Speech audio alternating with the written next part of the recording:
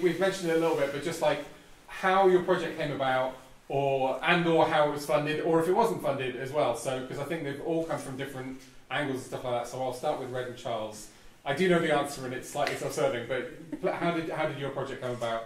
Well, we have been involved in things like the BFI Academy before, and we'd been invited to go to a event at the National Film and Television School. We were given talks, and we had loads of enthusiastic, really young filmmakers come up to us, which led to us getting COVID. Yeah. So, right after feeling really energised with all these people, we got really sick, and sort of to laugh through the pain, I wrote a comedy, which I now know I should never do again. So here we are, but I just did it as a joke, and I passed it to Red because we met Yonks back at the BFI Academy, and you've produced everything I've done so far, and I sent it as a joke. Like, wouldn't this be funny? Because really, it's my dad. My dad is a hypochondriac, and I had to live with him for a while during lockdown. And I watched him wash an onion on several occasions, so that's why that had to get in there. And you applied to the Chapter Film Fund, MovieMaker Fund. Yeah, with BFI, and we didn't expect to get it. No. As Charlie said, it was a joke. We were like, yeah, sure, let's give it a go. And they were like, oh, we got the money.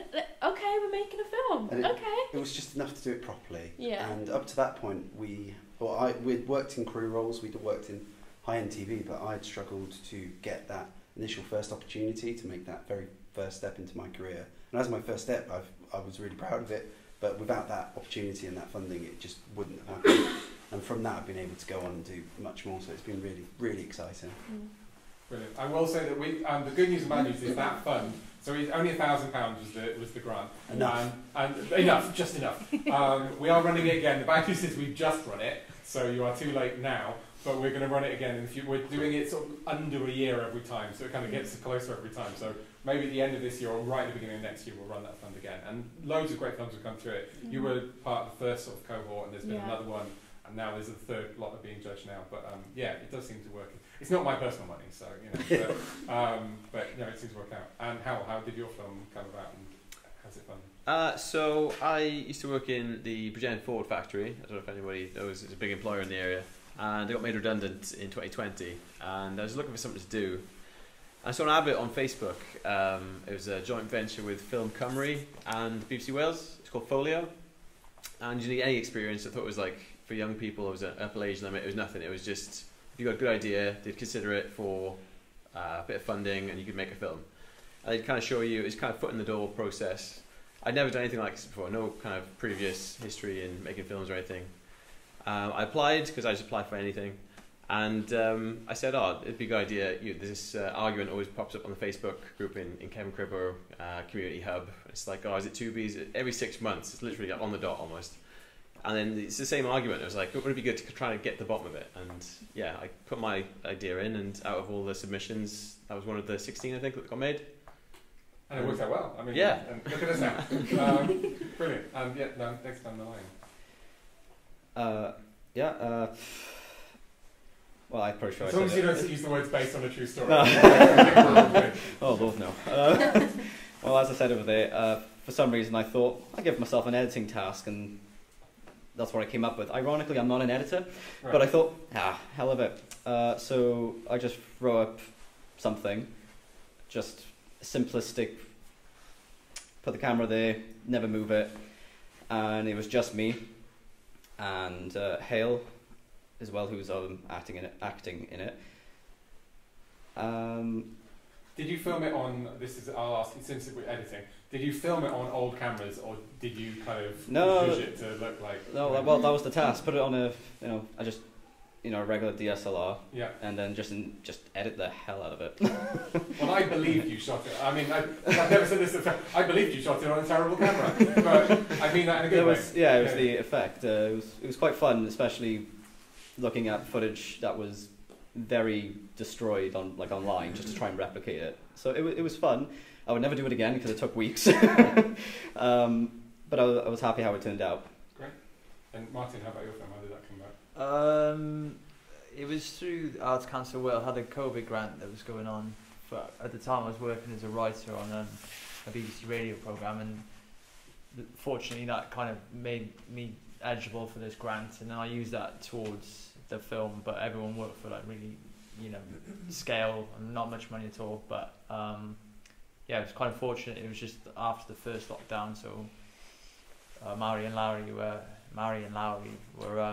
living together. So it was kind of like it was kind of a weird blessing in the sense that like to have people in a car and everything, and they had to be housed together. So it was kind of like these crazy events added up, and everyone's schedules aligned, and then we were there kind of trying to make a film. Yeah, it was good. In a way, we haven't thanked COVID enough. No, it's horrible. It's one of them, but it's yeah. Creatively Yeah. No, and Carmen, how was, you said, so this came through It's My Shout. Yeah. Did you write it for It's My Shout, or like did you write it because it was a story you wanted to tell, and then it fit It's My Shout? Bit of both, I think. Right. Been making kind of independent films with no budget for a couple of years. I also write for stage as well, and it's that year I think we had to pitch ideas, and so it was myself with a table of people, and I said, so what's your idea? But that morning the muse had appeared, and I thought I really want to write something that is going to resonate with young people in this area, and you know, the travesty that is prom, and the fact that it can cost up to £1,000 per person to attend, and I really want to write things about underdogs and that story, and also a relationship between a grandfather and a granddaughter whose mother, you know, had turned her back on her daughter, and but with It's My Shout, there are a number of tick boxes, so you've got to think about location, you've got to think about not many locations, and you've got to think about for young people as many opportunities as possible. So I was slowly going, right, yes, that's a tick, that's a tick, that's a tick, and that was created. And this weekend I was the film because I had to do tyres or prom dress and tyres one, sorry. But yeah, but so you know, it was based on my daughter's experience of her first prom, and then me working in schools and seeing, you know, some young people almost breaking their hearts at the cost, and yeah, and I last year inspired somebody to wear their grandfather's suit, so the film definitely, you know, hit a few, you know, resonated with a lot of people. Yeah, well, as a parent of nearly high school age kids, you've now terrified me, but give me some Yeah. great style ideas as well. Start saving now. Yeah, okay. And I'll stay with you, Carmen, and work back down the line as well. Like, all of these, they're all short films, obviously, to state them obvious, but like, they all tell like really quite big stories, or they give you a sense of like a much bigger like character or world or something like that. Was it hard to kind of tell so much of the family thing in that format, or did that, I mean, I know you've made lots of short films before, but like, was that a struggle to kind of do it, or do you like kind of suggesting a bigger world within a short? Yeah, I think I write epic stories, right, and try and squeeze a lot into a small space, you know, even with my stage work. But I've had really good mentors over the years who've helped me kind of condense the idea into simplest form, and I just knew it was somebody who was going to prom and she couldn't afford it, and how she got to her end point. Yeah, I was really pleased with the end result, and Katie's never acted before, so start with Robert Pugh, who was in Master and Commander with Russell Crowe, so that was an amazing opportunity to work with him, but also have a team of people. Usually when I work, it's just me and myself, myself and Simon, and we do it together, and we do it on no budget. So this time, to have a big budget, have a composer, have a costume, have makeup, you know, that was the, you know, that last scene where she's had her, you know, makeover was just incredible, and I couldn't have asked for more. Right. And the valleys just looks amazing. And yeah, again, that aspect ratio is Yeah. And Martin, like, you've done, I'm saying this, like, I've seen lots of your short films, and you're really good at short films as well. Like, even in this, we get a sense of like their entire childhood up to that moment. Do you like working in the kind of the really short? I know you've done longer as well, but do you like working? Yeah, I do. I think I think it's just, yeah, it pushes you to like cut, you know, away at what it is and get to the core of what you're trying to get at, I think. And then I feel like I found it harder going into longer form writing just because of that nature of the beast. But I think it's only a good thing, to kind of condense your idea down to the core of it, Yeah, I mean, it's a common complaint now, isn't it? Movies are too long. Your movies are not too long. You're doing very well. And Declan, again, I'd be probably scared to see that story continue, but it also works really well as a sort of condensed thing. Was there any? Did you cut it down from a longer thing, or was there kind of a drafting phase to kind of? No, I did about a couple of drafts. So the first draft was much longer because I believe in just vomiting everything onto the page and then just cutting. I can't. I mean, it was filmed like over a year ago now, but I'm just trying to remember on the day. I don't think there was much that we cut. Maybe we changed a few words here and there just so it flowed better. But I think when I wrote it, I always like the idea of hinting stuff and then kind of reveal, but which not really a suggestion now thinking about it, but yeah. You just wanted to tell a sweet story. That's what Yeah. It's not really a story I normally write, to be honest.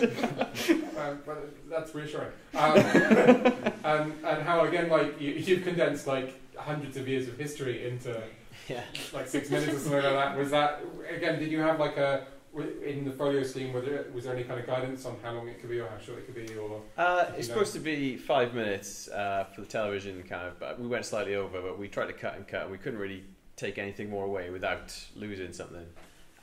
We really overshot.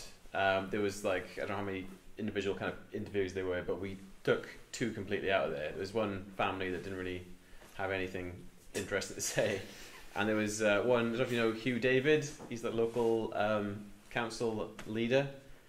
He was really good, but he was like such a politician. He didn't really choose either way. And he just kept saying Kevin Cribber is the best village in the world, and he's really good at what he does. He's a politician. I love him to bits, but he didn't really have anything to put in the film, unfortunately. So we had to cut him out. But yeah, it was a bit of a job to get it down to that 5.5 minutes. And yeah, I don't know. That's the dangers of too much media training, is you end up not in the media. No, brilliant. And again, like you get. I should have said, great performances from you in the first film as well. But yeah, your films are nice and short as well. But you get the sense of like, especially in the first film, this main character and her family relationships and all that. But was it difficult kind of finding the right size for that story, or for both films as well? Well, we normally do larger, at least 10-minute films, the more serious films. So this one was a bit different for us, doing a comedy. And I thought as well when we first made it, I was like, this doesn't really fit in with anything else that we do. So since then it made me start up my own little scheme, what I call community comedies. So now, since that film, every year I'm trying to make a micro-short comedy film and get early career filmmakers to work on it and just have it to be something that they're proud of. Just like how when we made How Could This Happen to Me, that was our first It film. enabled us to move on and do other things. Exactly. Well, oh yeah, my next one is called Would You Still Love Me If I Was a Worm? Okay. So look out for that one. Tickets sold. Yeah. No, it's great, and I think I wrote it really well. I'm going to go backwards again. I've got 2 more questions, if that's okay. Which is casting, because all of your films consistently have great casts, great lead actors and hosts as well. But yeah, how did you find your leads for both of your films as well? So it's always connections, and this is what I'm trying to tell younger filmmakers as well. If there's a particular actor you've got in mind, even if they're all the way up there, if you want Sean Bean, you can ask Sean Bean. Ask Sean Bean. The worst he can say, well, he can say worse than no, but just ask. We got Shelley sort of through, I knew her daughter, and I had no clue what a star she was. I knew she was known, but it was just, we sort of worked with her, and then afterwards that sort of pressure of, oh my God, we're working with Shelley, came afterwards. But yeah, just ask people, and agents are really helpful. So if you need to find someone that you think, oh, I really want to work with them, just ask. Yeah. Just always ask. That's how I went about it with Psychopath as well. I was contacting a bunch of agents and local Welsh actors, and a lot of them did want to do it, but they were like, oh, I've got to shoot the next day because we shot on a weekend. So, okay. So we ended up going with someone who was from London, but he was amazing. Aiken's just embodied the role, and I'm so glad we had him involved. And it's a very specific skill set to be able to look down the Yes. lens. Like to be an actor, but to look down the lens, and yeah, it was great. So. Yeah. And Hal, you had not presented anything before? No, nothing, no. You're Never. very good at it. Oh, cheers. You should do that again. Did you have to, like, did you test yourself, or did you just go, I think I'm going to be pretty good at this? Like, what was the... Or did you have to persuade them that you'd be a good host of it as well?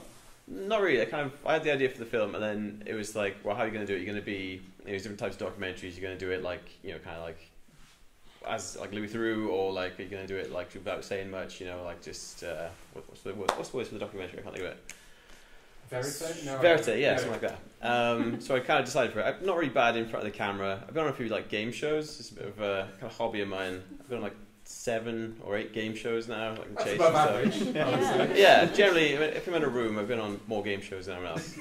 So that's kind of like. Has anyone been on? No, okay. So yeah, just got in front of the camera thing. I think I was alright with that, just from that really. I'd like it if you just appeared out of existence on every film you ever do.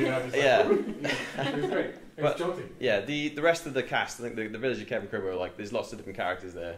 And I asked a bunch of people. Some people didn't really want to be on the camera, but some of them said, yeah, no worries. Some of them I kind of had to kind of shoehorn into it, but they were really good. Rusty, the guy pointing at the brick, he was like one of the few people. I was trying to make it 50-50. Of all the ones that didn't want to be on the documentary were all on the kind of like 1B side, or the 2B side, sorry. So I kind of had to like strong arm him into it. But yeah, I was very grateful for the people of the village kind of giving their time and everything. Yeah, and I think it plays so well that like as a viewer, I mean, apart from the fact I was thinking the animals were talking, but you don't sort of think about how actually everyone is relaxed on camera, and that's a real skill as well to kind of get everyone feeling comfortable talking, and they're all great, and yeah, different viewpoints as well. And Declan, you've got a great, if disturbing, lead actor as well. So how did you find your lead? She's not an actor. Okay. Funny enough, she wants to be a history teacher. So, okay, this is going to be a bit. Don't do anything that we are recording this. No, she's now my ex. We were living together at the time, Okay. and I said, originally I was going to go in it. I thought I'll just do it all, whatever. I'm pretty sure I can do it, even though I hate being in front of camera. And she's like, oh no, I can do it for you if you want. It's like, sure, one less thing to do. And to be fair, I do think she did a really good job for somebody who doesn't act. Well, RIP to your relationship as a character. You've got a great film out of it. Thank you.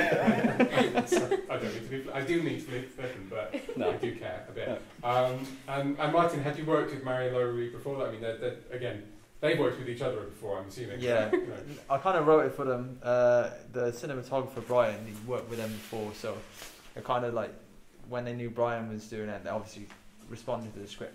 So it was like kind of like a few things that kind of made them think, yeah, this is going to be something of worth for them. I hope, and I hope they think that anyway. But I think they do. Yes, I think one of them was hoping to come tonight but couldn't do it. But yeah, not that the other one was like, no, I won't. yeah, come. no chance. One is more based more locally, I think. Yeah, but just got lucky. Wrote it for them, and they're just really, really good actors. I think it just makes your job easier when you get someone like those two are just so like they're on the ball, you know what I mean? And it's just that's directing really, is casting sometimes, isn't it? You know what I mean? Yeah. I've only met them together once, but they were really nice. So either they were doing great acting in a film, or when I met them, because they seemed to like them. So. No, they're like the nicest people. Yeah, they're so nice. Yeah. And Carmen, and you've got a great cast on this film, like you say. Like, so I wrote the script with the actor in mind for the grandfather role, but unfortunately he was in a play with Michael Sheen at the time, I know, and it didn't work out. But I remember Robert Pugh from something else, and I said, ask him, and they were, we're all on the same hymn sheet, and we were like, yes, we'll ask him, and he did it. So that was fantastic to have his experience. And then Katie never acted for screen before. It's my shout every year, do a call out for cast, so look out for it if anybody's interested, as in behind the scenes as well, directors, writers, costume, everything, every role under the umbrella of short filmmaking. And Katie just looks amazing on the screen, because sometimes you can find somebody and they don't always kind of look amazing on screen. They for stage, but she just is fantastic. So yeah, and she won Best Actress. So Yeah, well, yeah. I hope, like Hywel, I hope she keeps going. And Yeah, keeps yeah, as she well, is. so. She's doing musical theatre in Royal Welsh College. So Brilliant. yeah. And if this team does another musical, then there we go. There we go. And then my last question, if everyone is okay with this, was just like, I don't know if this is an easy or a really hard question, but what is your sense of creativity and film opportunities in Bridgend or in Wales? Are you happy with everything that's happening? Would you like more things to happen? Are you, that's a lot, but how does everyone feel about your creative opportunities and things that are happening? I feel like, Reg, you're nodding, so I'm going to pick on you first. Oh, okay. Yeah. I think I didn't actually know there were that many other filmmakers in Bridgend, so coming here I was like, wow! I thought it was just going to be me and Charlie up here tonight, to be honest. I just had no clue. So it's actually really lovely seeing an event like this and so many filmmakers in the same room. And in Bridgend, there's nothing really like this in Bridgend. We normally have to come to Cardiff for activities like this and screenings. So it'd just be so nice to have more things like this come about, and more talks, more screenings, and just get people together, because now I know there's more people who make films as well. And these aren't like, this isn't like the final, these are the filmmakers. Yeah. I'm sure there's more in the audience as well. Yeah. We have genuinely turned films down for tonight as well. Hywel, are you will we be seeing more films from you in the future? I hope so, yeah. The documentary's good. I love documentaries in general. But I think I'd love to go down the route of maybe more scripted stuff in the future. I got some ideas. Started a new job a couple of years ago, and just there's so many stories and stuff from there, so many characters and little kind of stories from the good old days and things. I'd love to kind of just take them all and just make a little short film about them. Maybe more of that, less documentaries, but we'll see. Fair enough. And Declan, again, I don't want it to cost you a relationship, but will we be seeing more of your work at least? And how do you feel creatively here, like not just in the room, but in general? Well, I normally just do what I can, normally with no budget, sometimes with £2, and that's just a trip to the charity shop. I don't think it goes. I mean, a lot of stuff I was going to say was what you said. So I'm like, what do I say? I will accept ditto as an answer. Yeah, ditto, yeah. And Martin, I know you're not from Bridgend. I mean, give it away, I'm not from Bridgend either. But how are you feeling about sort of filmmaking opportunities in Wales and the filmmaking community? Yeah, I think these things are invaluable. I think get them. I grew up in Barry and live in Barry still, and just think unless you know about things or someone tells you, or sometimes even if you just see them online, that's great. But when you have contact with people who've gone through these things and they can guide you to them, it's I think it's really valuable. And I think stories in Wales just there's so many interesting areas of Wales that aren't explored or seen on your TV or online or wherever. I think just wherever you live, I think there's a valuable story to be told, and if it can be put on a screen in a community kind of setting, then I think that's just I think that's what needs to happen more. I think, you know what I mean? Yeah. Thank you. These are good answers. We didn't script these. And Carmen, I know you're sort of passionate about films and things happening in Bridgend as well. Do you want the long version or the short version? Let's go medium. Well, there used to be, the cinema in Bridgend, which they flattened and created a car park. And the debate has run for years about the arts in Bridgend. Then Carnegie House started, and that had a buzz around it for a number of years. And things recently have gone very quiet, and COVID's had an impact. National Theatre Wales used to have a big impact on Bridgend. They brought a number of plays here, and that kind of generated a lot of young people getting involved.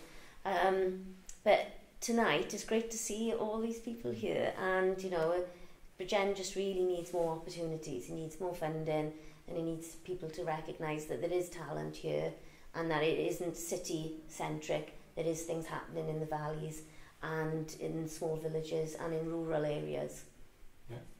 I'm going to ask you, and this is a loaded question, would you like something like this to happen again? Or Just say boo if you don't. No boos. Okay, good. We'll do it again. We can't specifically do it in this room because this shop.